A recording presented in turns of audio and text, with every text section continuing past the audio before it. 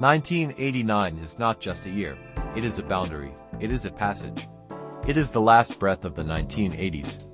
And the first look toward a future still waiting to be written. While the world is changing its face, Western pop music is living one of its most intense and symbolic moments.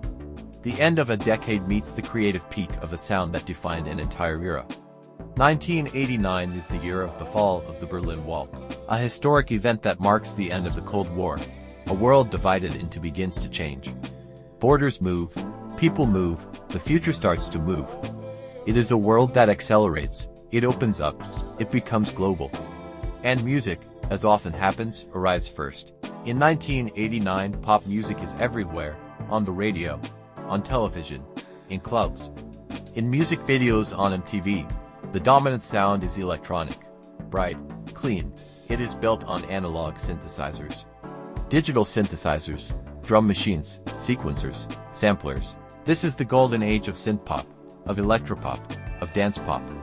And even in its final phase, Italo disco still shapes the European sound. In 1989, Madonna changes the idea of a pop star. With the album Like a Prayer, she mixes music, image, and provocation. She speaks about personal themes, social themes, religious themes. The music video creates controversy all over the world, and confirms Madonna as a central figure in pop culture. Michael Jackson is still the king of pop. The album Bad continues to dominate global charts. His live shows are worldwide events. His music videos become short films. In 1989, Michael Jackson represents the perfection of 80s pop. At the exact moment when that aesthetic is about to fade, Prince is always moving forward. With the soundtrack for the film Batman, he blends funk, pop, and electronic music. He proves once again his ability to reinvent himself. Visionary, unpredictable, Prince represents the experimental soul of late 80s pop.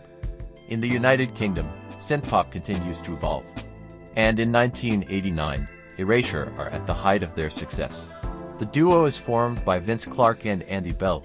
They released the album Wild.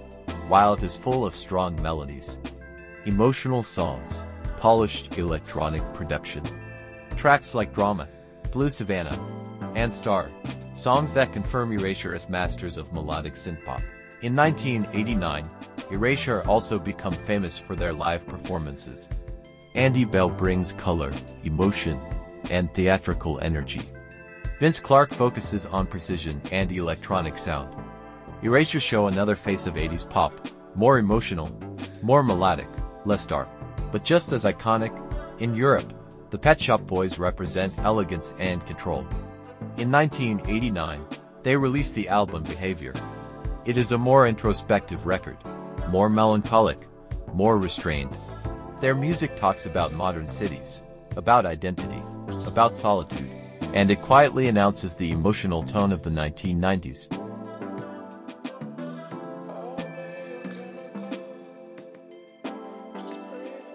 Depeche Mode are also changing. Their sound becomes darker, heavier, more mature. 1989 becomes a bridge, a passage toward the album Violator, released the following year. An album that will redefine their career. We just want to, carry on as we are at the moment. We're enjoying what we do, and we still enjoy working together and writing. Martin Wright's still writing the songs, and we, until the songs sort of dry up and everything, and as long as you enjoy it, you want to carry on. So we've got no intention of stopping at the moment. Are you wild when you're away? Occasionally. What have you done? Tell me a wild thing you've done. No, I couldn't say that, not on television. Really?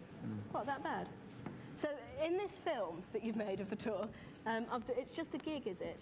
Or is it the tour? It's about a 2-hour film, and it's Penny Baker, who shot the film, came away with us for about 3 months in America and spent all the time with us, doing everything with us. And, Italo disco is no longer at the center of the charts, but its influence remains strong. Synthetic melodies, romantic choruses, electronic rhythms. Without Italo disco, the 1990s would sound very different. 1989 is also the year when music technology becomes accessible. MIDI home studios. Digital instruments. A key year for musical instruments. Technology is moving fast. Electronic tools are smaller, cheaper, and more powerful. Digital synthesizers are everywhere. The Yamaha DX7, Roland D50, and Korg M1 dominate studios. They offer bright, clean sounds and instant memory recall. Samplers change the way music is made. The Akai S1000 and the EMU Emulator 3 allow artists to record real sounds. Voices, drums, any noise, and turn them into instruments. Drum machines and sequencers grow more precise. The Roland TR-808 and TR-909 are studio staples. Timing is tight, mechanical, perfect for dance and synth pop. Computers enter the studio. The Commodore 64 and Apple Macintosh are used for sequencing and music software. MIDI connects keyboards, samplers, drum machines, and computers. One musician can control an entire electronic setup from a single keyboard or small room. In 1989, sound design becomes part of pop identity. The instrument is no longer hidden. It becomes part of the music itself. This technological shift shapes the sound of the late 80s and opens the door to the electronic music of the 1990s. More artists can create electronic music. A quiet revolution begins. 1989 is the last year in which the 1980s are fully themselves. After this year, everything changes. New sounds arrive.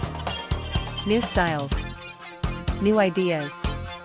But in that final moment, Western pop music shines at its brightest. It is electronic. It is emotional. It is global. 1989 is not just the end of a decade. It is the end of a bright illusion. And the beginning of a new reality. A year when walls fall. And music, once again, tells the heartbeat of its time.